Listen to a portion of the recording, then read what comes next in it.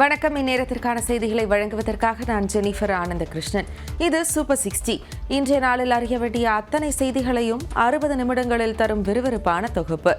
அந்த வகையில் முதலாவதாக, தமிழ்நாடு கேரளா இடையே உண்மையான தோழமை உணர்வை நிலைநிறுத்த சிலந்தியாற்றின் குறுக்கே தடுப்பணை கட்டுவதை நிறுத்தி வைக்குமாறு கேரள முதல்வரை முதலமைச்சர் மு க ஸ்டாலின் வலியுறுத்தியுள்ளார்.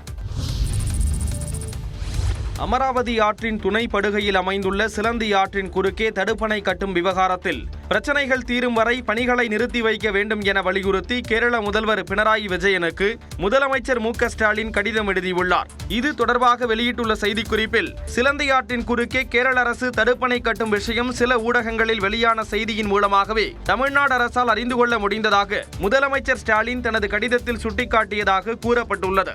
மேலும் சிலந்தி ஆற்றின் குறுக்கே கட்டப்படும் தடுப்பணையால் அமராவதி ஆற்றில் நீர்வரத்து வெகுவாக குறையும் என்றும் தமிழ்நாடு விவசாயிகளிடையே அச்சம் ஏற்பட்டுள்ளதாக முதலமைச்சர் ஸ்டாலின் சுட்டிக்காட்டியுள்ளார். மேலும் புதிய தடுப்பணை கட்டுவது தொடர்பாக எந்த விவரங்களையும் தமிழ்நாடு அரசிடமோ காவிரி நீர் மேலாண்மை ஆணையத்திடமோ கேரளா வழங்கவில்லை என்பதை குறிப்பிட்டுள்ள முதலமைச்சர் ஸ்டாலின், இந்த தடுப்பணை கட்டுமானத்தின் தற்போதைய நிலவரம் மற்றும் பவானி, பாம்பார் துணை படுகைகளுக்கான பெருந்திட்டம் ஆகிய விவரங்களை அளிக்க வேண்டும் என வலியுறுத்தியுள்ளார். தமிழ்நாடு கேரளா இடையே உண்மையான தோழமை உணர்வை நிலைநிறுத்தவும், இப்பிரச்சனை முடியும் வரை சிலந்தியாற்றின் குறுக்கே கட்டப்படும் தடுப்பணை பணிகளை நிறுத்தி வைக்கவும் முதலமைச்சர் ஸ்டாலின் கேரள முதல்வருக்கு கடிதத்தில் வலியுறுத்தியுள்ளார்.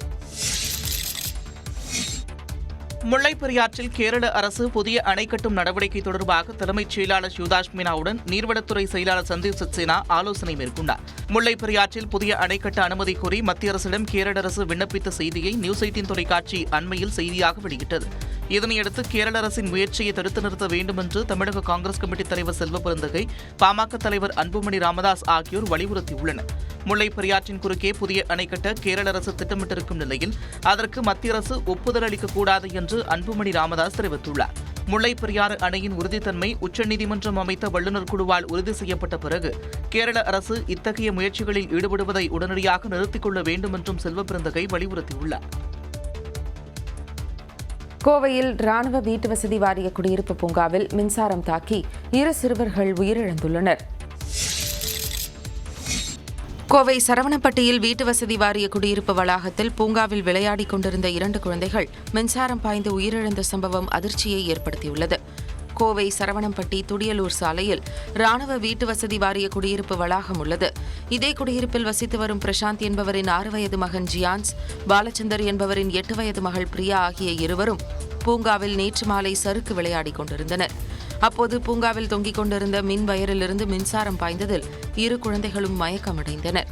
இருவரும் மருத்துவமனைக்கு கொண்டு செல்லப்பட்ட நிலையில் அவர்களை பரிசோதித்த மருத்துவர்கள் இருவரும் ஏற்கனவே இறந்துவிட்டதாக தெரிவித்தனர். இந்த சம்பவம் தொடர்பாக காவல்துறையினர் விசாரித்து வருகின்றனர். 7 மாநிலங்கள் மற்றும் ஒரு யூனியன் பிரதேசத்தைச் சேர்ந்த 58 தொகுதிகளுக்கான தேர்தல் பரப்புரை நேற்று மாலை 6 மணியுடன் நிறைவடைந்தது. நாடு முழுவதும் இதுவரை 5 கட்ட தேர்தல்கள் முடிந்துள்ள நிலையில் மே 25ஆம் தேதி 6ஆம் கட்ட தேர்தல் நடக்கிறது. இதையொட்டி பிரதமர் மோடி, மத்திய அமைச்சர் அமித்ஷா, காங்கிரஸ் முன்னாள் தலைவர் ராகுல் காந்தி, பிரியங்கா காந்தி உள்ளிட்டோரும் இந்தியா கூட்டணி கட்சிகளின் தலைவர்களும் தீவிர பரப்புரையை மேற்கொண்டனர். உத்தரப்பிரதேசத்தின் 14 இடங்கள், ஹரியானாவின் 10 தொகுதிகள், பீகார் மற்றும் மேற்கு வங்கத்தில் தலா 8 தொகுதிகள், டெல்லியில் மொத்தமுள்ள 7 இடங்கள், ஒடிசாவில் 6 மக்களவை தொகுதிகள் உட்பட 58 தொகுதிகளுக்கு நாளை வாக்குப்பதிவு நடக்கிறது.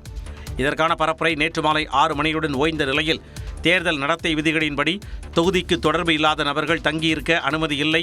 வாக்குப்பதிவிற்கான முழு ஏற்பாடுகளும் தீவிரமாக செயல்பட்டு வருகின்றன. பதற்றமான வாக்குச்சாவடிகளில் பாதுகாப்பு அதிகரிக்கப்பட்டுள்ளது. தனக்கு பிறக்கப் போகும் குழந்தையின் பாலினத்தை வெளியிட்ட விவகாரத்தில் மன்னிப்பு வீடியோ வெளியிட இருப்பதாக கூறிய யூடியூபர் இர்ஃபான் அதனை நிறைவேற்றாமல் சாலையோர கடையில் விற்கப்படும் பிரியாணிக்கு ரிவ்யூ கொடுத்த சம்பவம் சர்ச்சையை ஏற்படுத்தியுள்ளது. இர்ஃபான் வியூஸ் என்ற யூடியூபில் உணவு தொடர்பான வீடியோக்களை வெளியிட்டு லட்சக்கணக்கான சப்ஸ்கிரைபர்ஸை வைத்திருப்பவர் இர்ஃபான். பிரபல யூடியூபரான இவர் தனக்கு என்ன குழந்தை பிறக்கும் என்பதை துபாய் சென்று அறிந்து கொண்டு அதை எல்லோருக்கும் அறிவிக்கும் வகையில் வீடியோவாக வெளியிட்டிருந்தார். கருவில் இருக்கும் குழந்தையின் பாலினத்தை தெரிவிப்பது இந்தியாவில் சட்டவிரோதம் என்பதால் அந்த வீடியோவை நீக்கும்படி தமிழ்நாடு மருத்துவத்துறை உத்தரவிட்டது. உடனடியாக அந்த வீடியோவை நீக்கிய இர்ஃபான் இந்த விவகாரம் தொடர்பாக தனக்கு நோட்டீஸ் அனுப்பப்பட்டதால் மருத்துவத்துறை இயக்குநரிடம் நேரில் சென்று இர்ஃபான் மன்னிப்பு கேட்டதாகவும் கூறப்பட்டது. இதனிடையே தனது செயலுக்கு மன்னிப்பு கோரும் வகையில் வீடியோ வெளியிடுவதாக கூறிய இர்ஃபான் அது தொடர்பான செயலில் இறங்காமல் சாலையோர கடையில் கிடைக்கும் பிரியாணிக்கு ரிவ்யூ வீடியோ வெளியிட்டது மீண்டும் சர்ச்சையை ஏற்படுத்தியுள்ளது. ஸ்ரீபெரும்புதூரில் செயல்படும் ஃபாக்ஸ்கான் நிறுவனத்துடன் இணைந்து பிக்சல் ரக செல்போன் தயாரிப்பு ஆலையை அமைக்க கூகுள் நிறுவனம் முன்வந்துள்ளது. இது தொடர்பாக முதலமைச்சர் மு க ஸ்டாலினை சென்னையில் கூகுள் நிறுவன உயரதிகாரிகள் சந்திக்க உள்ளதாக தெரிவிக்கப்பட்டுள்ளது. இது தொடர்பாக தமிழ்நாடு அரசு வெளியிட்டுள்ள செய்திக்குறிப்பில், முதலமைச்சர் ஸ்டாலினின் வழிகாட்டுதல்படி தொழில்துறை அமைச்சர் TRB ராஜா அமெரிக்காவில் உள்ள கூகுள் நிறுவனத்தின் தலைமை அலுவலகத்திற்கு ஃபாக்ஸ்கான் நிறுவன அதிகாரிகளுடன் சென்று பேச்சுவார்த்தை நடத்தியதாக தெரிவிக்கப்பட்டுள்ளது. இதன் பயனாக கூகுள் நிறுவன அதிகாரிகள் தமிழ்நாட்டில் உள்ள ஃபாக்ஸ்கான் நிறுவனத்துடன் இணைந்து கூகுள் பிக்சல் செல்போன்களை தயாரிக்கும் ஆலையை அமைக்க முன்வந்துள்ளனர். இது தொடர்பாக முதலமைச்சர் ஸ்டாலினை சந்தித்த கூகுள் நிறுவன உயரதிகாரிகள் விரைவில் சென்னை வரவுள்ளதாகவும் அப்போது இது தொடர்பான அதிகாரப்பூர்வ ஒப்பந்தம் கையெழுத்தாகும் என்றும் எதிர்பார்க்கப்படுகிறது. ஏற்கனவே ஸ்ரீபெரும்புதூரில் உள்ள ஃபாக்ஸ்கான் நிறுவனத்தில் ஐபோன் உற்பத்தி செய்யப்படுகிறது. கூகுள் பிக்சலின் உற்பத்தியும் உறுதியாகும் பட்சத்தில் தமிழ்நாட்டில் வேலைவாய்ப்பு அதிகரிக்கும் என்று எதிர்பார்க்கப்படுகிறது. தமிழ்நாட்டில் நெல்லை, குமரி, தென்காசி, தேனி, திண்டுக்கல் மாவட்டங்களில் இன்று கனமழை பெய்ய வாய்ப்புள்ளது. விழுப்புரம் மாவட்டம் திண்டிவனம் மற்றும் அதனை சுற்றியுள்ள பகுதிகளில் இடி மின்னலுடன் கனமழை பெய்தது. கூட்டேரிப்பட்டு, மயிலம், சாரம், ஒலக்கூர், வெள்ளிமேடுபேட்டை, பிரம்மதேசம், முறுக்கேரி உள்ளிட்ட இடங்களில் பெய்த மழை மண்ணை குளிர்வித்தது.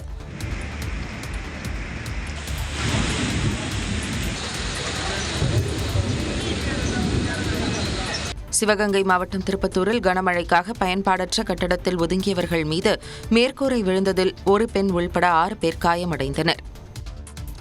கொடைக்கானல் மலைப்பகுதிகளில் இடைவெளி விட்டு 2 மணி நேரத்திற்கும் மேலாக பெய்த சாரல் மழையால் நிலவிய குளுமையான சூழலை சுற்றுலா பயணிகள் ரசித்தனர்.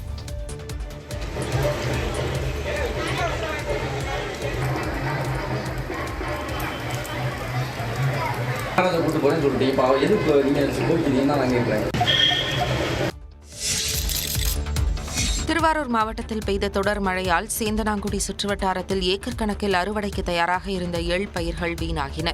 இதனால் விவசாயிகள் கவலை அடைந்தனர்.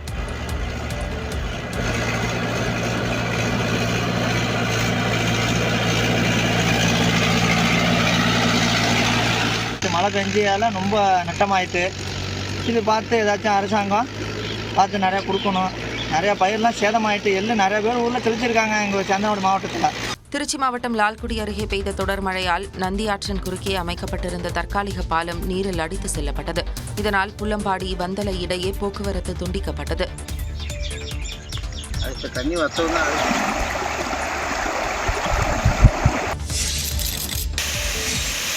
கோவை தடாகம் பகுதியில் பெய்த கோடை மழையால் மலையில் உள்ள பொன்னூத்து அம்மன் கோயிலை ஒட்டிய பாறைகளில் மழை நீர் அருவி போல் கொட்டியது.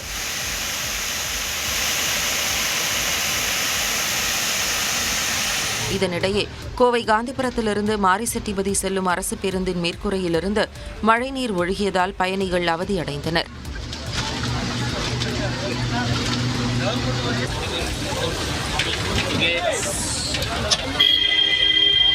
கனமழை காரணமாக மேட்டுப்பாளையம் அன்னூரில் சரக்கு வாகனத்தின் மீது மதில் சுவர் விழுந்து விபத்து ஏற்பட்டது. தொடர் மழையால் கோவையில் குளங்கள், தடுப்பணைகள் நிரம்பி வழிகின்றன. நெல்லை மாவட்டம் அம்பாசமுத்திரம் அருகே 4வது ஒரு சிறுத்தை கூண்டில் சிக்கியுள்ளது. நெல்லை மாவட்டம் அம்பாசமுத்திரம் அருகே கால்நடைகளை கொன்று தூக்கி சென்ற 4வது சிறுத்தை வனத்துறையினர் வைத்த கூண்டில் சிக்கியுள்ளது. பாபநாசம் மேற்கு தொடர்ச்சி மலை அடிவாரத்தில் அமைந்துள்ள வேம்பையாபுரம் அணவன் குடியிருப்பு பகுதிகளில் கால்நடைகளை சிறுத்தைகள் தாக்கி இழுத்து சென்றதால் பொதுமக்கள் அச்சமடைந்தனர். இதையடுத்து கால்நடைகளை வேட்டையாடும் சிறுத்தைகளை பிடிக்க வேண்டும் என வனத்துறையினருக்கு பொதுமக்கள் கோரிக்கை விடுத்தனர். இதனைத் தொடர்ந்து வனத்துறையினர் தீவிர ஆய்வு செய்து இரு பகுதிகளிலும் மோப்பநாய் மூலமாக சிறுத்தைகள் வந்த வழியாக பின்தொடர்ந்து இரும்பு கூண்டுகளை வைத்தனர். வேம்பையாபுரத்தில் வைக்கப்பட்ட கூண்டில் கடந்த 19ஆம் தேதி ஒரு சிறுத்தை சிக்கியது. தொடர்ந்து அணவன் குடியிருப்பு பகுதியில் வைக்கப்பட்ட கூண்டில் 21 மற்றும் 22ஆம் தேதிகளில் அடுத்தடுத்து 2 சிறுத்தைகள் சிக்கின. இந்நிலையில் வனத்துறையினர் வைத்த கூண்டில் வியாழக்கிழமை இரவு மீண்டும் ஒரு சிறுத்தை சிக்கியது. பிடிப்பட்ட சிறுத்தை அடர் வனப்பகுதியில் விடப்படும் என வனத்துறையினர் தெரிவித்துள்ளனர்.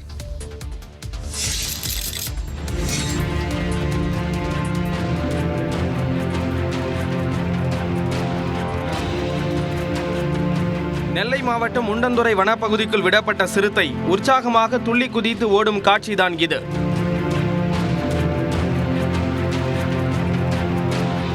நெல்லை அருகே குடியிருப்பு பகுதிகளில் உலா வந்த 3 சிறுத்தைகள் கூண்டு வைத்து பிடிக்கப்பட்டன. வனத்துறை வைத்த கூண்டுகளில் ஒரே வாரத்தில் அடுத்தடுத்து 3 சிறுத்தைகள் சிக்கின.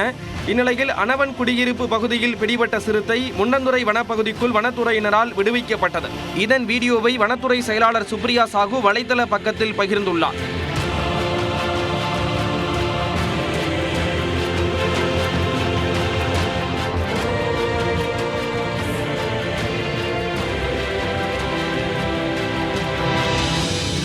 கூண்டு திறக்கப்பட்டதும் சிறுத்தை மகிழ்ச்சியாக வெளியில் சென்ற காட்சி இணையத்தில் கவனம் பெற்று வருகிறது.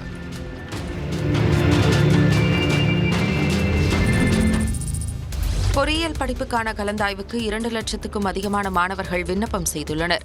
அண்ணா பல்கலைக்கழகத்தின் கீழ் 450க்கும் அதிகமான பொறியியல் கல்லூரிகள் இயங்கி வருகின்றன. இதில் பிஇ, பிடெக், பிஆர்க் ஆகிய இளநிலை பட்டப்படிப்புகளில் சேர 2 லட்சத்துக்கும் அதிகமான இடங்கள் உள்ளன.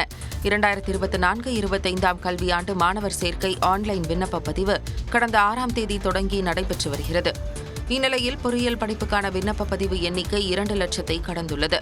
அதில் 1,48,804 மாணவர்கள் விண்ணப்ப கட்டணம் செலுத்தியுள்ளார்கள். இதில் 1,09,659 மாணவர்கள் சான்றிதழ்களை பதிவேற்றம் செய்துள்ளதாக தொழில்நுட்ப கல்வி இயக்ககம் தெரிவித்துள்ளது. பொறியியல் படிப்புகளில் சேருவதற்கு ஜூன் 6ஆம் தேதி வரை விண்ணப்பிக்கலாம். தமிழ்நாட்டின் பல்வேறு இடங்களிலும் விதிமீறல்களில் ஈடுபடும் அரசு பேருந்துகளுக்கு அபராதம் விதிக்கும் பணியை போக்குவரத்து காவலர்கள் தீவிரப்படுத்தியுள்ளனர். அதன்படி சென்னை தாம்பரம் அருகே மணிமங்கலம் உள்ளிட்ட இடங்களில் நிறுத்தம் இல்லாத இடங்களில் பயணிகளை ஏற்றியதற்காக அரசு பேருந்துகளுக்கு அபராதம் விதிக்கப்பட்டது. மேலும் அரசு பேருந்து ஓட்டுநர் மற்றும் நடத்துனர்கள் சீருடையை முறையாக அணிந்துள்ளனரா என்றும் போக்குவரத்து காவலர்கள் சோதனை நடத்துகின்றனர். இதன் அடிப்படையில் திருவண்ணாமலையில் இருந்து சென்னை நோக்கி வந்த அரசு பேருந்திற்கும் தாம்பரம் அருகே அபராதம் விதிக்கப்பட்டது.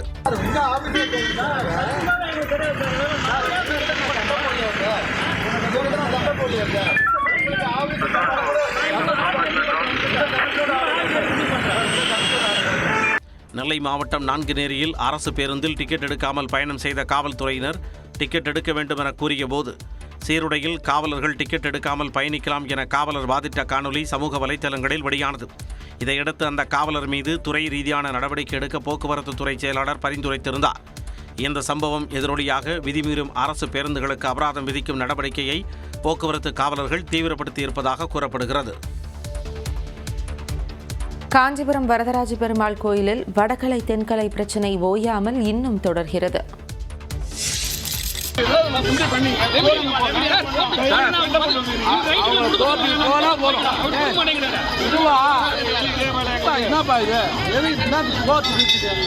சூரியன் மேற்கே உதித்தாலும் இவர்கள் பிரச்சனைக்கு தீர்வு கிடைக்காதா என்று பக்தர்கள் முகம் சுளிக்கும் வகையில் காஞ்சிபுரத்தில் வடகலை தென்கலை பிரிவினரிடையே மோதல் தொடர்ந்து வரும் காட்சி இது. காஞ்சிபுரம் வரதராஜ பெருமாள் கோவிலில் வடகலை மற்றும் தென்கலை பிரிவு ஐயங்கார்கள் பாடல்கள் பாடுவதில் பல ஆண்டுகளாக வாக்குவாதம் இருந்து வருகிறது. இது தொடர்பான வழக்குகளும் நிலுவையில் உள்ளன. வைகாசி பிரம்மோற்சவம் நடைபெற்று வரும் நிலையில் அந்த கோயிலில் வடகலை மற்றும் தென்கலை பிரிவினர் கோஷ்டியாக பாடல்கள் பாடக்கூடாது என்று கோயில் நிர்வாகம் அறிவிப்பும் வெளியிட்டுள்ளது.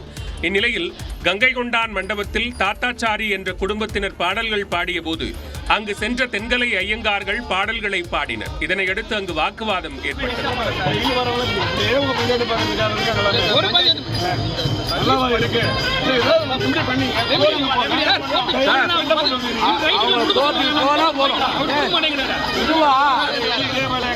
பக்தர்களுக்கு இடையூறு ஏற்படுத்தும் வகையில் வாக்குவாதத்தில் ஈடுபட்டவர்களிடம் காவலர்கள் விசாரணை நடத்தினர். நாள்தோறும் காலை மாலையில் தென்கலை பிரிவினர் வாக்குவாதம் செய்வதால் பக்தர்கள் முகம் சுளித்து வருகின்றனர். திருவள்ளுவர் திருநாளை ஒட்டி ஆளுநர் மாளிகை சார்பில் அனுப்பப்பட்டுள்ள அழைப்பிதழில் காவி உடை அணிந்திருப்பது போன்று திருவள்ளுவரின் படம் அச்சடிக்கப்பட்டுள்ளது மீண்டும் சர்ச்சையை ஏற்படுத்தியுள்ளது. சென்னை கிண்டியில் உள்ள ஆளுநர் மாளிகையில் இன்று மாலை திருவள்ளுவர் திருநாள் விழா கொண்டாடப்படுகிறது. இதை முன்னிட்டு ஆளுநர் மாளிகை சார்பில் அழைப்பிதழ் அனுப்பப்பட்டுள்ளது. இந்த அழைப்பிதழில் காவி உடையுடன் கூடிய திருவள்ளுவர் புகைப்படம் இடம்பெற்றுள்ளது. ஏற்கனவே கடந்த ஜனவரி மாதம் திருவள்ளுவருக்கு காவி உடை அணிவிக்கப்பட்டிருந்த புகைப்படத்தை பகிர்ந்து ஆளுநர் RN ரவி வாழ்த்து தெரிவித்தது சர்ச்சையை ஏற்படுத்தியிருந்தது. இந்நிலையில் தற்போது ஆளுநர் மாளிகை சார்பில் அனுப்பப்பட்டுள்ள அழைப்பிதழில் திருவள்ளுவருக்கு காவி உடை அணிவிக்கப்பட்டிருப்பது மீண்டும் சர்ச்சையை ஏற்படுத்தியுள்ளது. இந்த விவகாரத்தில் தமிழ்நாடு காங்கிரஸ் கமிட்டி தலைவர் செல்வ பெருந்தகை எக்ஸ் பக்கத்தில் கண்டனம் தெரிவித்துள்ளார். அரசு அங்கீகரித்த திருவள்ளுவர் புகைப்படத்தை மாற்றி சாதி மத சமயம் சார்ந்து ஆளுநர் மாளிகை புகைப்படத்தை வெளியிடுவது சட்டத்துக்கு புறம்பானது என்று செல்வ பெருந்தகை குறிப்பிட்டுள்ளார். சட்டத்தை காப்பாற்ற வேண்டிய பொறுப்பில் இருக்கும் ஆளுநரே இவ்வாறு செய்வது கண்டனத்துக்குரியது மற்றும் வருத்தத்துக்கு உரியது என்று செல்வ பெருந்தகை தெரிவித்துள்ளார்.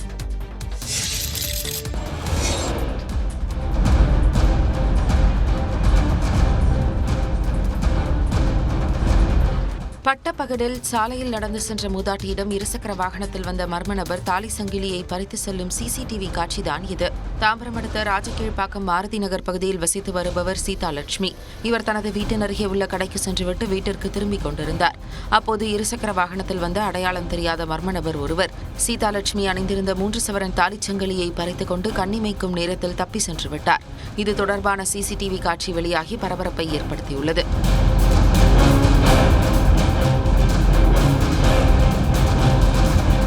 இந்த துணிகர வழிப்பறி சம்பவம் குறித்து சேலையூர் காவல் நிலையத்தில் உள்ள குற்றப்பிரிவு போலீசாரிடம் புகார் அளிக்கப்பட்டது.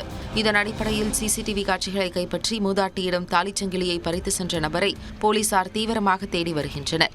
தாம்பரம் மாநகர் முழுவதும் பட்டப்பகலில் இதுபோன்ற வழிப்பறி சம்பவங்கள் அரங்கேறி வருவதால் அவற்றை தடுக்க காவல்துறையினர் உரிய நடவடிக்கை எடுக்க வேண்டும் என பொதுமக்கள் கோரிக்கை விடுத்துள்ளனர்.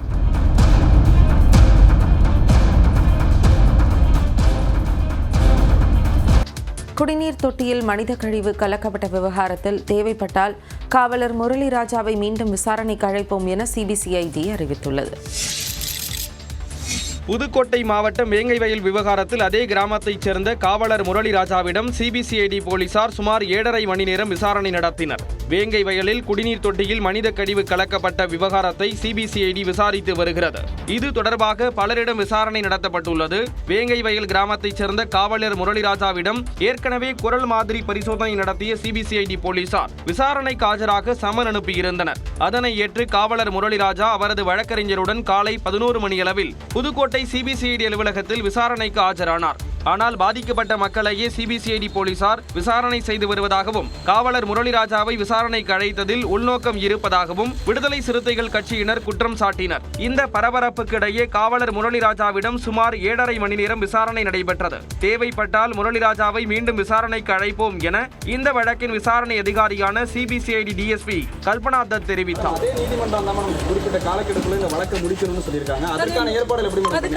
அதற்கான எல்லா முயற்சியும் எந்தவித தொய்வும் இல்லாமல் எடுத்துக்கிட்டே இருக்கும். விரிவா சீக்கிரம் இந்த வழக்கில் தேவைக்கேற்ப யாரை வேண்டுமானாலும் விசாரணைக்கு அழைப்போம் என்றும் கல்பனா தத் செய்தியாளர்களிடம் குறிப்பிட்டார்.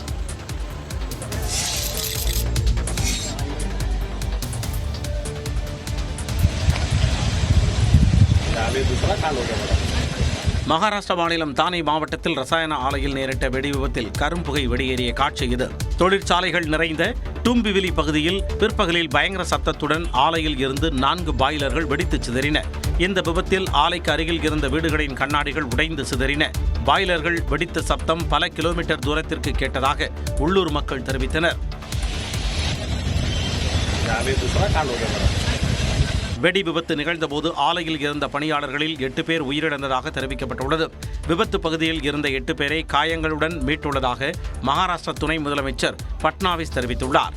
அமுதன் என்ற ரசாயன ஆலையில் ஏற்பட்ட இந்த விபத்தால் அப்பகுதியில் மிகப்பெரிய பள்ளம் உருவானதாகவும் இதன் காரணமாக தீயை அணைப்பதிலும் மீட்புப் பணிகளை முன்னெடுப்பதிலும் சிக்கல் ஏற்பட்டதாகவும் தெரிவிக்கப்பட்டுள்ளது. இதனிடையே 4 மணி நேர போராட்டத்திற்கு பிறகு தீ முழுமையாக கட்டுக்குள் வந்த நிலையில் முதலமைச்சர் ஏக்நாத் ஷிண்டே மற்றும் துறை சார்ந்த உயர் அதிகாரிகள் விபத்து பகுதியை பார்வையிட்டு நிலைமையை ஆய்வு செய்தனர்.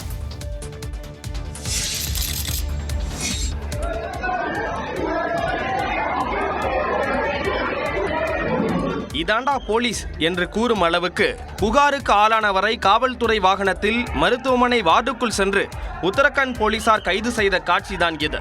எய்ம்ஸ் ரிஷிகேஷ் மருத்துவமனையில் பணியாற்றும் பெண் மருத்துவர் ஒருவருக்கு ஆபரேஷன் தியேட்டரில் நர்சிங் அலுவலராக பணியாற்றும் சதீஷ்குமார் பாலியல் தொல்லை கொடுத்ததாக கூறப்படுகிறது. சதீஷ்குமார் மீது அந்த பெண் மருத்துவர் புகார் அளித்த நிலையில் துரிதமாக செயல்பட்ட மாநில காவல்துறையினர் சற்றும் தாமதிக்காமல் குற்றவாளியை பிடிக்க காவல்துறை வாகனத்தில் மருத்துவமனை எமர்ஜென்சி வார்டுக்குள் சென்றனர். காவலர்கள் வருவதை பார்த்ததும் பாதுகாப்பு பணிகளில் ஈடுபட்டவர்கள் காவல்துறை வாகனத்துக்கு வழி ஏற்படுத்தி கொடுத்தனர். விரைந்து சென்ற காவலர்கள் சதீஷ்குமாரை கைது செய்து அழைத்துச் சென்றனர். ஒருபுறம் காவல்துறையினரின் செயல் பாராட்டை பெற்று வந்தாலும் மற்றொரு பக்கம் நோயாளிகளின் பாதுகாப்பு கேள்விக்குறியாகி உள்ளதாக விமர்சனங்களும் எழுந்துள்ளன. கைது செய்யப்பட்டுள்ள சதீஷ்குமார் பணியிடை நீக்கம் செய்யப்பட்ட நிலையில் அவரை நிரந்தரமாக பணி நீக்கம் செய்ய வேண்டும் என்று மருத்துவர்கள் போராட்டத்திலும் ஈடுபட்டனர். வங்கதேச போரின் போது தான் பிரதமராக இருந்திருந்தால் என்ன நடந்திருக்கும் என பிரதமர் நரேந்திர மோடி தெரிவித்துள்ளார். வங்கப்போரின் போது தாம் பிரதமராக இருந்திருந்தால் பாகிஸ்தான் வசமுள்ள கர்தார்பூர் குருத்வாரை மீட்டிருப்பேன் என பஞ்சாப் பொதுக்கூட்டத்தில் பிரதமர் மோடி தெரிவித்தார். பஞ்சாபின் பாட்டியாலாவில் தனது முதல் பேரணியில் உரையாற்றிய பிரதமர் மோடி பஞ்சாப் மற்றும் சீக்கிய சமூகம் தேசிய கட்டுமான முயற்சிகளில் எப்போதும் முன்னணியில் இருப்பதாக கூறினார். மேலும் கர்தார்பூர் குருத்வாராவின் உணர்ச்சிபூர்வமான பிரச்சினையை பிரதமர் மோடி எழுப்பினார். குருநானக் தேவ் தனது வாழ்க்கையின் கடைசி ஆண்டுகளை கழித்த சீக்கியர்களின் புனித இடமான கர்தார்பூர் குருத்வாராவை 70 ஆண்டுகளாக தொலைநோக்கியில் மட்டுமே தரிசனம் செய்ய முடிவதாக கூறினார். 1971 வங்கப்போரின் போது 90,000க்கும் மேற்பட்ட பாகிஸ்தான் வீரர்கள் இந்திய ராணுவத்தின் முன் சரணடைந்த போது கர்தார்பூர் குருத்வாராவை திரும்பப் பெற ஒரு வாய்ப்பு கிடைத்ததாகவும் அப்போது தாம் பிரதமராக இருந்திருந்தால் அவர் கர்தார்பூர் குருத்வாராவை அவர்களிடமிருந்து பறித்து பின்னர் அவர்களது படைகளை விடுவித்திருப்பேன் என்றார்.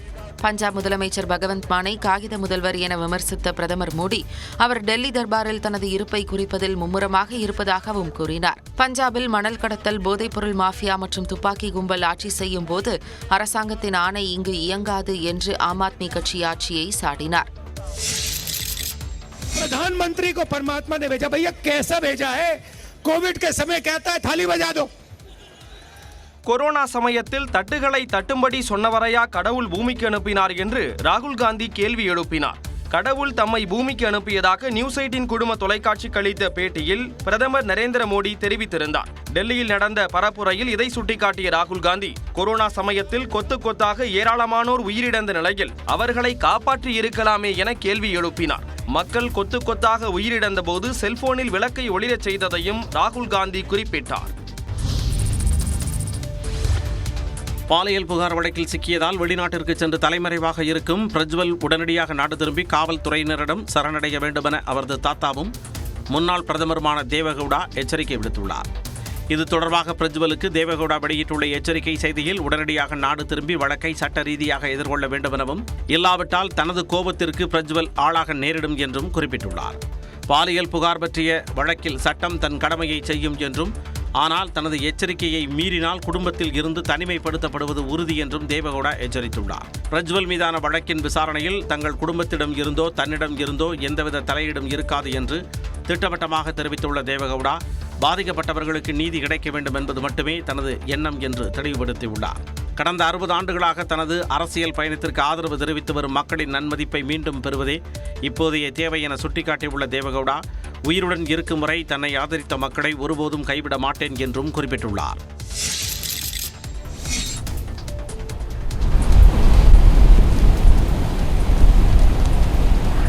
அமெரிக்காவின் அயோவா மாகாணத்தை மிரட்டிய சூறாவளியின் கோர தாண்டவ காட்சிகள்தான் இவை. அயோவா மாகாணத்தில் உள்ள கிரீன்ஃபீல்ட் நகர பகுதியை தாக்கிய சூறாவளியால் அங்கிருந்த காற்றாலைகள் காகிதங்கள் போல கிழிந்து பறந்தன.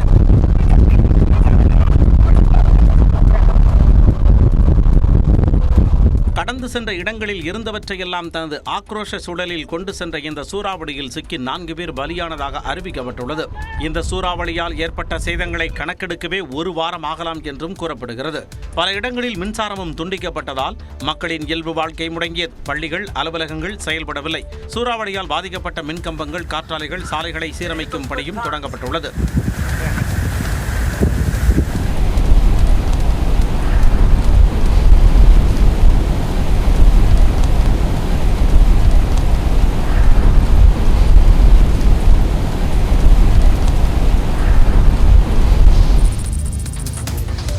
தென்னாப்பிரிக்காவுக்கு எதிரான T20 போட்டியில் மேற்கிந்திய தீவுகள் அணி 28 ரன்கள் வித்தியாசத்தில் வெற்றி பெற்றது. ஜூன் 2ஆம் தேதி T20 உலகக்கோப்பை தொடர் தொடங்கும் நிலையில் அதற்கு தயாராகும் வகையில் தென்னாப்பிரிக்கா அணி மேற்கிந்திய தீவுகளில் சுற்றுப்பயணம் செய்து 3 T20 போட்டிகளில் விளையாடுகிறது. இதில் ஜமைக்காவில் நடைபெற்ற முதலாவது போட்டியில் டாஸ் வென்ற தென்னாப்பிரிக்கா பந்து வீச்சை தேர்வு செய்தது. இதையடுத்து ஆட்டத்தை தொடர்ந்த மேற்கிந்திய தீவுகள் சார்பில் கேப்டன் பிராண்டன் கிங் அதிகபட்சமாக 79 ரன்கள் சேர்த்தார். அந்த அணி 20 ஓவர்களில் 8 விக்கெட் இழப்புக்கு 175 ரன்கள் சேர்த்தது. இதையடுத்து விளையாடிய தென்னாப்பிரிக்கா அடுத்தடுத்து விக்கெட்டுகளை இழந்து தடுமாறியது. ரிஷா ஹென்ட்ரிக்ஸ் மட்டும் அதிகபட்சமாக 87 ரன்கள் எடுத்தார். இறுதியில் அந்த அணி 19.5 ஓவர்களில் 147 ரன்களுக்கு ஆல் அவுட் ஆனது. இரு அணிகளுக்கும் இடையேயான இரண்டாவது போட்டி சனிக்கிழமை நடைபெறுகிறது. வைகாசி விசாகத்தை ஒட்டி திருச்செந்தூர் கோயில் பகுதியில் மீன் சமைத்து விரதம் முடிக்க பக்தர்கள் அனுமதிக்கப்படவில்லை. வைகாசி விசாகத்தையொட்டி விரதமிருந்த பக்தர்கள் திருச்செந்தூர் சுப்பிரமணிய சுவாமி கோயில் வளாகத்திற்கு வெளிப்பகுதியில் மீன்களை சமைத்து சாப்பிட்டு விரதத்தை முடித்துக் கொண்டனர். வைகாசி விசாக திருவிழாவிற்கு விரதமிருந்து பாத யாத்திரையாக திருச்செந்தூர் வரும் பக்தர்கள் விசாகத்தன்று சாமி தரிசனம் செய்துவிட்டு அன்று இரவு கோயில் கடற்கரையிலேயே தங்கிவிடுவர். பின்னர் மறுநாள் மீன் சமைத்து சாப்பிட்டு தங்களது விரதத்தை முடித்துக் கொள்வது பல ஆண்டுகளாக நடைமுறையில் இருந்து வருகிறது. இந்த நிலையில் இந்த ஆண்டு கோயில் வளாகத்திற்குள் அசைவ உணவு சமைப்பதற்கு தடை விதித்து கோயில் நிர்வாகம் உத்தரவிட்டது. இதையடுத்து பக்தர்கள் திருச்செந்தூர் சுப்பிரமணிய சுவாமி கோயில் வளாகத்திற்கு வெளிப்பகுதியில் அமைந்துள்ள தங்களது சமுதாயத்திற்கு பாத்தியப்பட்ட சொந்த மடங்களில் மீன்களை சமைத்து சாப்பிட்டு விரதத்தை முடித்தனர். திருப்பதியில் பக்தர்கள் கூட்டம் அதிகரித்து வருவதால் இலவச தரிசனத்துக்கு 24 மணி நேரம் காத்திருக்க வேண்டிய நிலை உள்ளது. கோடை விடுமுறையை ஒட்டி திருப்பதி திருமலையில் பக்தர்களின் கூட்டம் அலைமோதுகிறது. நேற்று மாலை முதலே பக்தர்களின் கூட்டம் அதிகரித்தது. வைகுண்டம் காத்திருப்பு மண்டபத்தில் உள்ள 32 அறைகளிலும் பக்தர்கள் காத்திருந்தனர். அங்கு இடம் கிடைக்காத பக்தர்கள் சுமார் 4 கிலோமீட்டர் தொலைவுக்கு காத்திருந்தனர். இதனால் இலவச தரிசனத்துக்கு 24 மணி நேரம் காத்திருக்க வேண்டிய நிலை ஏற்பட்டது. இதனைத் தொடர்ந்து இன்று காலை வரை பக்தர்கள் இலவச தரிசனத்துக்கான வரிசையில் செல்ல முயற்சிக்க வேண்டாம் என திருப்பதி திருமலை தேவஸ்தானம் கேட்டுக்கொண்டது. தரிசனத்திற்காக காத்திருக்கும் பக்தர்களுக்கு தேவையான உணவு, குடிநீர் உள்ளிட்ட அத்தியாவசிய தேவைகளை தேவஸ்தான நிர்வாகம் செய்து கொடுத்து வருகிறது.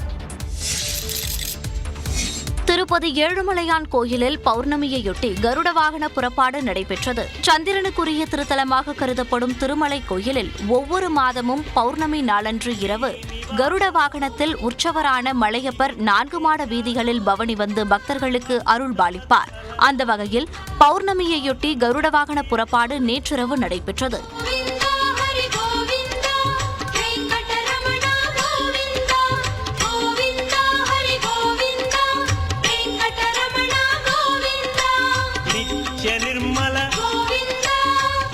ஏழுமலையானின் கருட வாகன புறப்பாட்டை காண பல்லாயிரக்கணக்கான பக்தர்கள் குவிந்தனர்.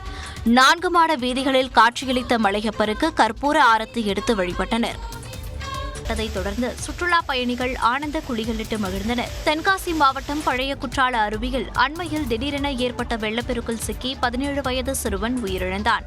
இதன் எதிரொலியாக சுற்றுலா பயணிகள் குளிக்க கடந்த 17ஆம் தேதி முதல் தற்காலிகமாக தடை விதிக்கப்பட்டது. இந்நிலையில் குற்றால அருவிகளில் குளிப்பதற்கு விதிக்கப்பட்டிருந்த தடை தற்போது நீட்டிக்கப்பட்டுள்ளது. இதன்படி ஐந்தருவி, பழைய குற்றாலம், புலியருவி, சிற்றருவிகளில் குளிக்க அனுமதி வழங்கப்பட்டுள்ளது. இதனைத் தொடர்ந்து தமிழ்நாட்டின் பல்வேறு பகுதிகளில் இருந்து வந்த சுற்றுலா பயணிகள் அருவிகளில் உற்சாகமாக குளித்து வருகின்றனர்.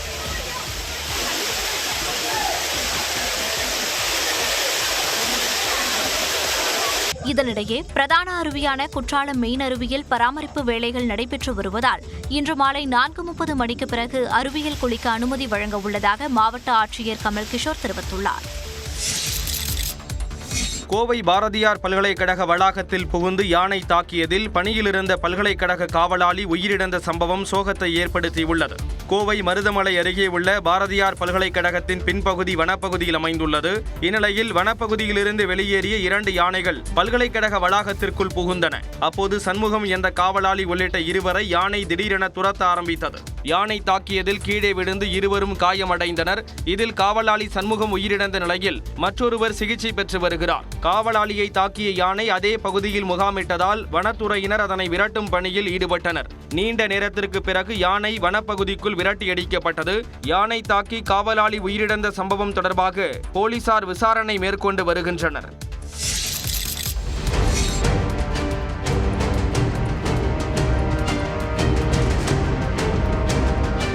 கடலூர் அரசு மருத்துவமனையில் சாவியுடன் நிறுத்தி வைக்கப்பட்ட ஆம்புலன்ஸை 17 வயது சிறுவன் இயக்கியதில் 2 பெண்கள் விபத்தில் சிக்கிய காட்சி இது.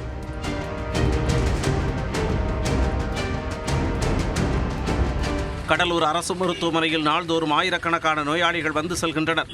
புதன்கிழமை நோயாளியை அரசு மருத்துவமனையில் இறக்கிவிட்டுவிட்டு தனியார் ஆம்புலன்ஸ் ஓட்டுநர் உள்ளே சென்றார். வண்டியிலேயே சாவி இருந்த நிலையில் அதனை அங்கிருந்த 17 வயது சிறுவன் கவனித்து ஆம்புலன்ஸை இயக்கினார்.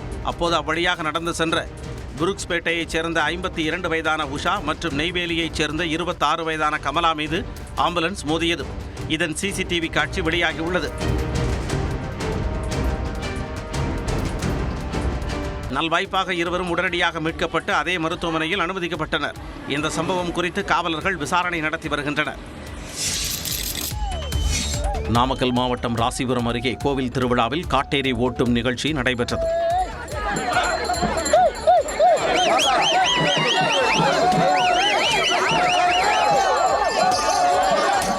நாரைக்கிணறு கிராமத்தில் உள்ள வரதராஜ பெருமாள் செல்லியம்மன் ஆலயம் உள்ளது. இந்த கோவிலில் கடந்த 17ஆம் தேதி திருவிழா தொடங்கியது. திருவிழாவின் முக்கிய நிகழ்வான காட்டேரி ஓட்டும் நிகழ்ச்சி நடைபெற்றது. உடல் முழுவதும் கருப்பு வண்ணம் பூசி காட்டேரி வேடம் அணிந்து வரும் நபர் பேய் பிடித்ததாக கூறப்படும் பெண்களை கண்டறிந்து முரத்தாலும் சாட்டையாலும் அடித்து காட்டேரி ஓட்டும் வினோத திருவிழா நடைபெற்றது. இதில் ஆயிரக்கணக்கான பக்தர்கள் கலந்து கொண்டனர். இரு தரப்பினருக்கிடையே ஏற்பட்ட பிரச்சனையால் 20 ஆண்டுகளுக்கு மேலாக நடைபெறாமல் இருந்த இந்த திருவிழா தற்பொழுது 2 ஆண்டுகளாக நடைபெற்று வருகிறது.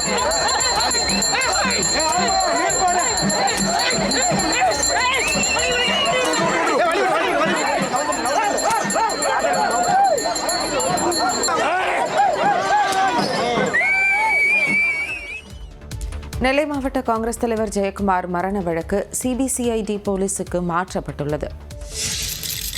நெல்லை மாவட்ட காங்கிரஸ் நிர்வாகி ஜெயக்குமார் மரணம் தொடர்பாக சிபிசிஐடி போலீசார் விசாரணையை தொடங்கியுள்ளனர். நெல்லை கிழக்கு மாவட்ட காங்கிரஸ் தலைவர் ஜெயக்குமார் கடந்த 4ஆம் தேதி அவரது வீட்டின் பின்புறம் உள்ள தோட்டத்தில் எரிந்த நிலையில் சடலமாக மீட்கப்பட்டார். இது தொடர்பாக 10 தனிப்படைகள் அமைத்து திருநெல்வேலி மாவட்ட காவல்துறையினர் விசாரணை மேற்கொண்டு வந்தனர். வழக்கு குறித்து தமிழ்நாடு காங்கிரஸ் கமிட்டி முன்னாள் தலைவர் தங்கபாலு உட்பட 35க்கும் மேற்பட்டவர்களிடம் விசாரணை நடத்தப்பட்டது. 19 நாட்களை கடந்த பின்னரும் ஜெயக்குமார் கொலை செய்யப்பட்டாரா அல்லது தற்கொலை செய்து கொண்டாரா என கண்டுபிடிக்க முடியாமல் போலீசார் திணறி வருகின்றனர். இந்நிலையில் ஜெயக்குமார் மரண வழக்கு விசாரணையை சிபிசிஐடிக்கு மாற்றி டிஜிபி சங்கர் ஜிவால் உத்தரவிட்டார். இதனைத் தொடர்ந்து ஜெயக்குமார் மரணம் தொடர்பான கோப்புகளை மாவட்ட காவல்துறை கண்காணிப்பாளரிடமிருந்து பெற்றுக்கொண்ட சிபிசிஐடி காவல்துறையினர் உடனடியாக விசாரணையை தொடங்கியுள்ளனர். முதற்கட்டமாக ஜெயக்குமார் உடல் மீட்கப்பட்டு அவரது வீட்டு தோட்டத்தில் தடயம் ஏதும் உள்ளதா என தோண்டி பார்த்து ஆய்வு செய்தனர். ஸ்கேன் மையங்களை தொடர்ந்து கண்காணித்து வருவதால் பெண் சிசு கொலை தற்போது குறைந்துள்ளதாக பொது சுகாதாரம் மற்றும் தொற்றுநோய் தடுப்பு இயக்குநர் செல்வ விநாயகம் தெரிவித்துள்ளார். சென்னையில் நியூஸ் 18 தமிழ்நாட்டிற்கு பிரத்யேக பேட்டியளித்துள்ள அவர், எல்லா சமூகமும் பெண்களுக்கு முழு சம உரிமை கொடுக்க வேண்டும் என்றும் அப்படி கொடுத்தால் மட்டுமே அந்த சமூகம் வளர்ச்சி பெறும் என்றும் குறிப்பிட்டார். ஸோ எந்த ஒரு சமூகமும் பெண்களுக்கான முழு சம உரிமை கொடுத்தா மட்டும்தான் அந்த சமூகம் வளர்ச்சி அடையும். அதை நம்ம எர்லியர்லேருந்து இதை மானிட்டர் பண்ணுறதுக்கான ஒரு இண்டிகேட்டர் தான் இந்த செக்ஸ் ரேஷியோ. குழந்தையின் பாலினத்தை வெளிப்படுத்தக்கூடாது என அறிவுறுத்திய செல்வ விநாயகம் ஸ்கேன் மையங்களை தொடர்ந்து கண்காணித்து வருவதால் பெண் சிசு கொலை குறைந்திருப்பதாக தெரிவித்தார். அனைத்து ஸ்கேன் சென்டரையும் நம்ம அபிஷியலாக ரெஜிஸ்டர் பண்ணிட்டு இருக்கோம். ஸோ அவங்க எந்த செக்ஸ் ரிவீல் பண்ணக்கூடாதுன்றதையும் மானிட்டர் பண்ணிட்டு இருக்கோம். இது தொடர்ந்து நடந்துட்டு இருக்கிறதால இப்போ கண்டிப்பாக பெண் சிசு மரணம் அப்படிங்கிறது குறைஞ்சிருக்கு. கர்ப்பிணிகள் நலனுக்காக ஆண்டுக்கு 1300 கோடி ரூபாய் ஒதுக்கீடு செய்யப்படுவதாகவும் ஆண்டிற்கு 6 லட்சம் தாய்மார்கள் பயனடைகின்றனர் எனவும் அவர் கூறினார்.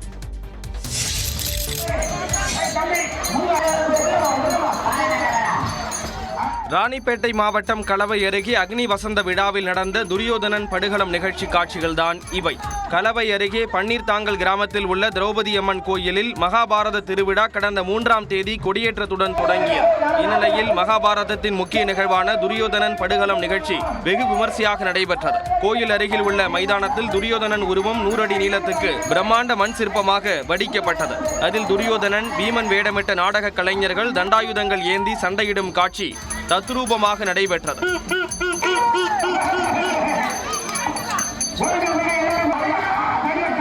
துரியோதனன் தாயார் காந்தாரி இறந்த மகனை பார்த்து ஒப்பாரி வைத்து அழும் காட்சியும் நிகழ்த்தி காட்டப்பட்டது. இந்நிகழ்ச்சியில் ஏராளமான பொதுமக்கள் கலந்து கொண்டு சாமி தரிசனம் செய்தனர். எதிர்காலத்தில் எப்படி நடந்து கொள்வீர்கள், என்னவெல்லாம் செய்ய மாட்டீர்கள் என உத்தரவாதம் அளித்து பிரமாண பத்திரம் தாக்கல் செய்ய சவுக்கு சங்கருக்கு சென்னை உயர்நீதிமன்றம் உத்தரவிட்டுள்ளது. பெண் காவலர்களை அவதூறாக பேசிய யூடியூபர் சவுக்கு சங்கர் கைதாகி சிறையில் உள்ளார். இந்நிலையில் கோவை சிறையில் சவுக்கு சங்கர் தாக்கப்பட்டதாகவும் அது தொடர்பாக விசாரிக்க மனித உரிமை ஆணையத்திற்கு உத்தரவிடுமாறும் அவரது தாயார் மனு தாக்கல் செய்திருந்தார். இதனை விசாரித்த சென்னை உயர்நீதிமன்றம் விசாரணையை வெள்ளிக்கிழமைக்கு ஒத்திவைத்தது. அப்பொழுது எதிர்காலத்தில் எப்படியெல்லாம் நடந்து கொள்வார், என்னவெல்லாம் செய்ய மாட்டார் என உத்தரவாதம் அளித்து பிரமாண மனு தாக்கல் செய்ய சவுக்கு சங்கருக்கு உத்தரவிடப்பட்டது. முதலமைச்சரை ஒருமையில் அழைத்ததை ஏற்க முடியாது எனவும் நீதிமன்றம் தெரிவித்தது. மயிலாடுதுறை தருமபுரம் ஆதீனத்தில் 50 ஆண்டுகளுக்கு பின்னர் யானை மீது திருமுறை வீதி உலா உற்சவம் விமர்சையாக நடைபெற்றது.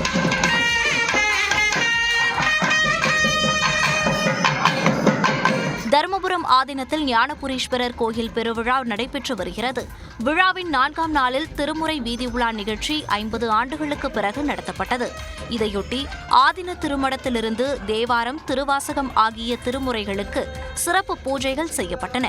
பின்னர் கோயில் முன்பு நிறுத்தப்பட்டிருந்த யானையின் மீது திருமுறைகளை ஏற்றி பாடசாலை மாணவர்கள் திருமுறைகளை வாசித்தவாறு செல்ல ஆதீனத்தின் 4 வீதிகளின் வழியே திருவீதி உலா நடைபெற்றது.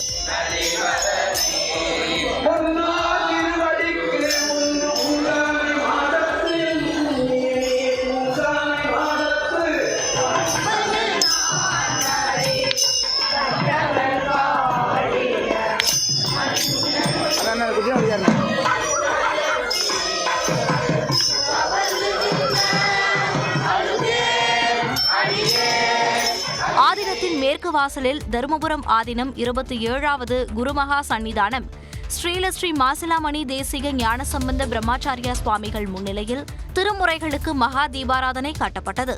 வீதி உலாவில் வீடுகள் தோறும் பொதுமக்கள் பூரண கும்ப மரியாதை அளித்து தீபாராதனை எடுத்து வழிபாடு நடத்தினர். நியாய விலைக் கடைகள் செயல்படும் நேரத்தை முறையாக கடைபிடிக்காத பணியாளர்கள் மீது கடும் நடவடிக்கை எடுக்கப்படும் என்று கூட்டுறவுத்துறை எச்சரிக்கை விடுத்துள்ளது. தமிழ்நாட்டில் ஒரு சில பகுதிகளில் நியாய விலைக் கடைகள் உரிய நேரத்தில் திறக்கப்படுவதில்லை என்ற புகார்கள் வந்துள்ளன. இதனைத் தொடர்ந்து பல்வேறு அதிரடி உத்தரவுகளை கூட்டுறவுத்துறை பிறப்பித்துள்ளது. அதில் சென்னை மற்றும் புறநகரில் காலை 8:30 மணி முதல் நண்பகல் 12:30 மணி வரையும், பிற்பகல் 3 மணி முதல் இரவு 7 மணி வரையும் நியாய விலைக் கடைகள் செயல்பட வேண்டும் என்று அறிவுறுத்தப்பட்டுள்ளது. மற்ற மாவட்டங்களில் காலை 9 மணி முதல் பிற்பகல் 1 மணி வரையும், பிற்பகல் 2 மணி முதல் மாலை 6 மணி வரையும் செயல்பட வேண்டும் என்று தெரிவிக்கப்பட்டுள்ளது. இந்நேரத்தில் முறையாக கடைகள் செயல்பட வேண்டும் என்றும் பொதுமக்களுக்கு உரிய முறையில் பொருட்களை வழங்க வேண்டும் என்றும் கூட்டுறவுத்துறை தெரிவித்துள்ளது. இதனை கடைபிடிக்காத பணியாளர்கள் மீது கடுமையான நடவடிக்கை மேற்கொள்ளப்படும் எனவும் கூட்டுறவுத்துறை எச்சரிக்கை விடுத்துள்ளது. திமுக தனது தேர்தல் அறிக்கையில் குறிப்பிட்ட 510 வாக்குறுதிகளில் 10% வாக்குறுதிகளை கூட நிறைவேற்றவில்லை என்று பாமக நிறுவன தலைவர் ராமதாஸ் விமர்சித்துள்ளார். திண்டிவனம் அருகே தைலாபுரம் தோட்டத்தில் செய்தியாளர்களை சந்தித்த ராமதாஸ் 90% வாக்குறுதிகளை நிறைவேற்றுவதாக கூறும் முதலமைச்சர் ஸ்டாலின் மற்றும் அமைச்சர்கள் அது தொடர்பாக வெள்ளை அறிக்கை வெளியிடுவார்களா என்று கேள்வி எழுப்பினார். மேலும் நீட் விலக்கு, பேருந்து கட்டண குறைப்பு உள்ளிட்ட முக்கிய வாக்குறுதிகளை திமுக அரசு நிறைவேற்றவில்லை என்றும் ராமதாஸ் விமர்சித்தார். பழைய ஓய்வூதிய திட்டம், நீட் விலக்கு, மின் கட்டண குறைப்பு, பேருந்து கட்டண குறைப்பு, நெல் மற்றும் கரும்பு கொள்முதல் விலை உயர்வு உள்ளிட்ட பெரும்பாலான வாக்குறுதிகளை இன்றைய அரசு நிறைவேற்றவில்லை. கடந்த 3 ஆண்டுகளில் மு.க. ஸ்டாலின் தலைமையிலான அரசு எந்த சாதனையும் செய்யவில்லை என்று குறிப்பிட்ட பாமக நிறுவனர் ராமதாஸ் மீதமுள்ள 2 ஆண்டுகளில் சாதனைகளை படைத்து முத்திரை பதிக்க வேண்டும் என்று தெரிவித்துள்ளார்.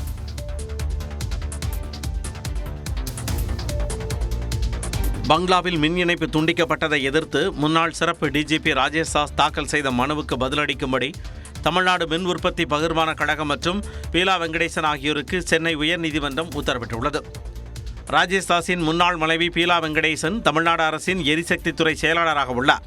இருவரும் பிரிந்து வாழும் நிலையில் செங்கல்பட்டு மாவட்டம் தையூரில் தனது பெயரில் உள்ள பங்களா வீட்டிற்குள் ராஜேஷ் தாஸ் அவரது ஆதரவாளர்களோடு அத்துமீறி புகுந்ததாக கேளம்பாக்கம் காவல் நிலையத்தில் பீலா வெங்கடேசன் புகார் அளித்திருந்தார். அதன் அடிப்படையில் ராஜேஷ் தாஸ் உள்ளிட்டோர் மீது 3 பிரிவுகளின் கீழ் வழக்கு பதிவு செய்யப்பட்டுள்ளது. இதனிடையே தனது பங்களாவின் மின் இணைப்பை துண்டிக்கும்படி செங்கல்பட்டு மின்வாரிய பொறியாளருக்கு பீலா வெங்கடேசன் அனுப்பிய கடிதத்தின் அடிப்படையில் அந்த பங்களாவில் மின் இணைப்பு துண்டிக்கப்பட்டது. இதை எதிர்த்து சென்னை உயர்நீதிமன்றத்தில் ராஜேஷ் தாஸ் மனு தாக்கல் செய்துள்ளார். அதில் விவாகரத்து தொடர்பான வழக்கு ஆலந்தூர் நீதிமன்றத்தில் நிலுவையில் உள்ள நிலையில் பீலா வெங்கடேசன் தனது அதிகாரத்தை தவறாக பயன்படுத்தி அதிகாரிகளுக்கு கொடுத்த அழுத்தம் காரணமாக மின் இணைப்பு துண்டிக்கப்பட்டதாக குற்றம் சாட்டியுள்ளார். இந்த மனு நீதிபதி பாலாஜி முன் விசாரணைக்கு வந்தபோது ராஜேஷ் தாஸ் தரப்பில் ஆஜரான மூத்த வழக்கறிஞர் பிரகாஷ் பங்களாவுக்கான வீட்டுக்கடன் மற்றும் மின் கட்டணம் ஆகியவற்றை ராஜேஷ் தாஸான் செலுத்தி வருவதாக தெரிவித்தார். இதையடுத்து மனுவுக்கு பதிலளிக்கும்படி தமிழ்நாடு மின் உற்பத்தி மற்றும் பகிர்மான கழகம் மற்றும் பீலா வெங்கடேசனுக்கு உத்தரவிட்ட நீதிபதி விசாரணையை மே 29ஆம் தேதிக்கு தள்ளி வைத்தார். கோவையில் பள்ளி மாணவிக்கு பாலியல் தொல்லை கொடுத்த வழக்கில் உடற்கல்வி ஆசிரியர் கைது செய்யப்பட்ட நிலையில் குற்றப்பத்திரிகையில் மேலும் 6 ஆசிரியர்கள் குற்றவாளிகளாக சேர்க்கப்பட்டுள்ளனர். கோவையை அடுத்த ஆலந்துறையில் அரசு மேல்நிலைப் பள்ளி உடற்கல்வி ஆசிரியர் ஆனந்தகுமார் அப்பள்ளியில் படிக்கும் மாணவிக்கு பாலியல் தொல்லை கொடுத்ததாக மாணவி போலீசில் புகார் கொடுத்தார். விசாரணைக்கு பிறகு ஆசிரியர் ஆனந்தகுமார் போக்சோ பிரிவில் கைது செய்யப்பட்டார். முன்னதாக பள்ளியில் மேலும் சில ஆசிரியர்கள் இந்த விவகாரத்தை வெளியே சொல்லக்கூடாது என மாணவியை மிரட்டியதாக மாணவி தெரிவித்திருந்தார். இதனைத் தொடர்ந்து போலீசார் இது தொடர்பாகவும் விசாரணை நடத்தி குற்றப்பத்திரிகை தாக்கல் செய்துள்ளனர். அதில் மாணவிக்கு உடற்கல்வி ஆசிரியர் பாலியல் தொல்லை கொடுப்பதாக பெற்றோர் புகார் அளித்தும் நடவடிக்கை எடுக்காத பள்ளியின் அப்போதைய தலைமை ஆசிரியர் ஜீவா ஹட்சன், மாணவியை மிரட்டியதாக ஆங்கில ஆசிரியர் ஈஸ்வரன், உடற்கல்வி இயக்குநர் ரேகா, அறிவியல் ஆசிரியை சாரதா, இடைநிலை ஆசிரியர் அந்தோணி, ஆசிரியர் சண்முகத்தாய் ஆகிய 6 பேர் மீதும் போலீசார் வழக்கு பதிவு செய்து குற்றப்பத்திரிகை தாக்கல் செய்துள்ளனர். இது தகவல் அறியும் உரிமைச் சட்டத்தின் வாயிலாக தெரியவந்துள்ளது குறிப்பிடத்தக்கது. தமிழ்நாட்டில் MBBS, BDS உள்ளிட்ட இளநிலை மருத்துவ படிப்புகளுக்கான விண்ணப்ப பதிவு வரும் 16ஆம் தேதி முதல் தொடங்க இருப்பதாக தகவல் வெளியாகியுள்ளது. அண்மையில் நடந்து முடிந்த நீட் தேர்வின் முடிவுகள் வரும் ஜூன் 14ஆம் தேதி வெளியாக உள்ளன. இந்நிலையில் தமிழ்நாட்டில் 9050 இளநிலை மருத்துவ படிப்புகளுக்கான ஆன்லைன் கலந்தாய்வு வரும் 20ஆம் தேதி தொடங்க வாய்ப்புள்ளது. இதில் 36 அரசு மருத்துவக் கல்லூரிகளில் 5050 இடங்களும், தனியார் மருத்துவக் கல்லூரிகளில் 3400 மருத்துவ இடங்களுக்கும் கலந்தாய்வு நடத்தப்பட இருக்கிறது. இந்த கலந்தாய்வுக்கான விண்ணப்பங்கள் tnmedicalselection.net என்ற இணையதளத்தில் வெளியாக இருக்கிறது. விண்ணப்பங்கள் பூர்த்தி செய்யப்பட்டு ஆன்லைனிலேயே கலந்தாய்வு நடைபெற இருக்கிறது. மத்திய அரசின் கலந்தாய்வு, பொறியியல் கலந்தாய்வு உள்ளிட்ட தேதிகளுடன் குழப்பம் ஏற்படாதபடி தமிழ்நாட்டில் மருத்துவ கலந்தாய்வுக்கு திட்டமிடப்பட்டுள்ளது. மும்பை பங்குச்சந்தை குறியீட்டெண்ணான சென்செக்ஸ் புதிய உச்சத்தை எட்டியுள்ளது. முக்கிய பங்குச்சந்தை முன் எப்பொழுதும் இல்லாத வகையில் புதிய உச்சமாக 75,500 புள்ளிகள் வரை சென்றதால் முதலீட்டாளர்கள் உச்சமடைந்தனர். இந்திய பங்குச்சந்தையில் காலை முதலே ஏற்றம் காணப்பட்டது. குறிப்பாக சென்செக்ஸ் குறியீடு 1197 புள்ளிகள் உயர்வுடன் 75,418 புள்ளிகளில் வர்த்தகத்தை நிறைவு செய்தது. இதேபோல் தேசிய பங்குச்சந்தை குறியீடான நிப்டியும் 370 புள்ளிகள் உயர்ந்து 22,967 புள்ளிகளில் நிலை பெற்றது. மே 24ஆம் தேதியும் இந்திய பங்குச்சந்தைகளில் ஏற்றம் நீடித்ததால் 23,000 என்ற புதிய மைல்கல்லை நிப்டி எட்டும் என முதலீட்டாளர்கள் எதிர்பார்த்துள்ளனர். மக்களவைத் தேர்தல் முடிவுகள் ஜூன் 4ஆம் தேதி வெளியாக உள்ள நிலையில் எந்த அரசு அமைந்தாலும் இந்தியாவில் பொருளாதார வளர்ச்சி சீராகவே இருக்கும் என முதலீட்டாளர்கள் நம்புவதால் பங்குச்சந்தையில் அவர்களின் எண்ணம் எதிரொலித்திருப்பதாக முதலீட்டு வல்லுநர்கள் தெரிவிக்கின்றனர். இது மட்டுமன்றி முன்னணி வங்கிகளின் பங்கு மதிப்பு தொடர்ந்து உச்சத்திலேயே இருப்பதால் அடுத்த சில நாட்கள் சென்செக்ஸ் மற்றும் நிப்டி பெரிதாக வீழ்ச்சியை சந்திக்காது என்றும் சந்தையின் போக்கை அறிந்தவர்கள் கூறுகின்றனர். சென்னை சேப்பாக்கம் மைதானத்தில் கொல்கத்தா நைட் ரைடர்ஸ் மற்றும் சன்ரைசர்ஸ் ஹைதராபாத் அணிகள் தீவிர வலைப்பரீட்சையில் ஈடுபட்டனர். சென்னை சேப்பாக்கம் மைதானத்தில் இன்று நடக்கும் 2வது தகுதி சுற்று போட்டியில் ஹைதராபாத், ராஜஸ்தான் அணிகள் மோதுகின்றன. இதில் தோற்கும் அணி வெளியேறும். அதே நேரம் வெற்றி பெறும் அணி கொல்கத்தாவுடன் நாளை மறுநாள் நடைபெறும் இறுதிச் சுற்றில் பலப்பரீட்சை நடத்தும். இன்று நடைபெறும் 2வது தகுதிச் சுற்றில் எலிமினேட்டர் போட்டியில் பெங்களூருவை வெளியேற்றிய உற்சாகத்தில் ராஜஸ்தான் களமிறங்குகிறது. அதேவேளையில் இறுதிப் போட்டிக்கு செல்லும் முனைப்பில் ஹைதராபாத் அணி தீவிரம் காட்டும். இதனால் போட்டியின் விறுவிறுப்புக்கு பஞ்சம் இருக்காது. IPL தொடரின் 2ஆம் தகுதிச் சுற்று மற்றும் இறுதிப் போட்டி நடைபெற இருப்பதால் சென்னை சேப்பாக்கம் மைதானம் மீண்டும் திருவிழா கோலம் பூண்டுள்ளது. இந்நிலையில் Sunrisers Hyderabad, Kolkata night Riders அணிகள் தீவிர வலைப்பரீட்சையில் ஈடுபட்டு வருகின்றனர். இன்று மற்ற இரு அணிகளுக்கு இடையே போட்டி நடைபெறும் என்பதால் கொல்கத்தா அணி வீரர்கள் ஒரு நாள் முன்னதாகவே பயிற்சியில் இறங்கினர்.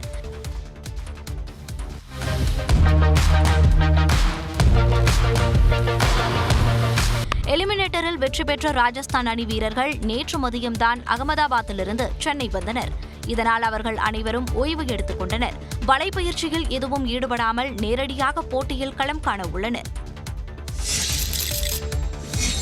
மேற்கு வங்க மாநிலம் கொல்கத்தாவில் திரிபுரா முதல்வர் மாணிக் சாஹா ரோட் ஷோவின் போது பாஜக ஆதரவாளர்கள் காவல்துறையினர் இடையே தள்ளுமுள்ளு ஏற்பட்டது.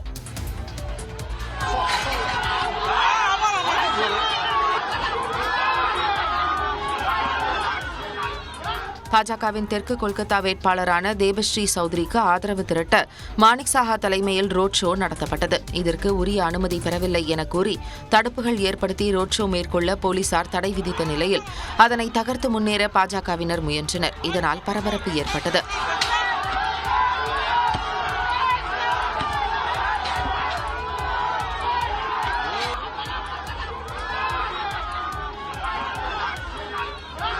வங்கதேசத்தில் எதிர்க்கட்சித் தலைவர்கள் தேர்தல் பிரச்சாரம் செய்ய முடியாத அளவிற்கு காட்டு ராஜ்யம் நிலவுகிறது என மாணிக் சாஹா குற்றம் சாட்டினார். ஒடிசாவில் எதிர்க்கட்சிகளைச் சேர்ந்த பிரபலங்களுக்கு கூட இல்லாத மக்கள் ஆதரவு ஓய்வு பெற்ற IAS அதிகாரியும் பிஜு ஜனதா தளத்தின் முக்கிய நிர்வாகியுமான VK பாண்டியனுக்கு கிடைத்திருப்பது எதிர்க்கட்சிகளை கலக்கத்தில் ஆழ்த்தியுள்ளது. ஒடிசாவில் மக்களவை தேர்தலுடன் சட்டப்பேரவைக்கும் தேர்தல் நடைபெற்றது. இதை ஒட்டி அங்குள்ள 147 சட்டமன்ற தொகுதிகளுக்கும் சென்று VK பாண்டியன் பிஜு ஜனதா தளம் வேட்பாளர்களை ஆதரித்து வாக்கு சேகரித்தார். அவர் சென்ற பகுதிகளில் எல்லாம் மக்கள் அலைக்கடலென திரண்டு வந்து ஆதரவை தெரிவித்தனர். அதேபோல் முதலமைச்சர் நவீன் பட்நாயக் தலைமையிலான மாநில அரசு ஒடிசா மக்களை எப்படி அணுகுகிறது, அவர்களின் பிரச்சனைகளை எவ்வளவு சீக்கிரம் தீர்க்கிறது என்பது பற்றியும் தரவுகளுடன் VK பாண்டியன் பரப்புரையில் உரையாற்றினார். முதலமைச்சர் நவீன் பட்நாயக்கிற்கு இருக்கும் மக்கள் செல்வாக்கு பற்றி அனைவரும் அறிந்திருந்த நிலையில் அவருக்கு அடுத்தபடியாக VK பாண்டியனை மக்கள் ஆதரிப்பதை அறிந்து எதிர்க்கட்சி தலைவர்களும் நேரடியாக VK பாண்டியனை பற்றியே தங்களின் பரப்புரைகளில் அதிகம் விமர்சித்தனர். இதற்கு பிரதமர் மோடி, மத்திய உள்துறை அமைச்சர் அமித்ஷா, காங்கிரஸ் MP ராகுல் காந்தி உள்ளிட்டோரும் விதிவிலக்கல்ல என்ற ரீதியில் VK பாண்டியன் பற்றி பரப்புரையில் பேசியிருந்தனர். இத்துடன் சூப்பர் 60 நிறைவு பெறுகிறது. அண்மைய செய்திகளை காண இணைந்திருங்கள் நியூஸ் 18 தமிழ்நாடுடன்.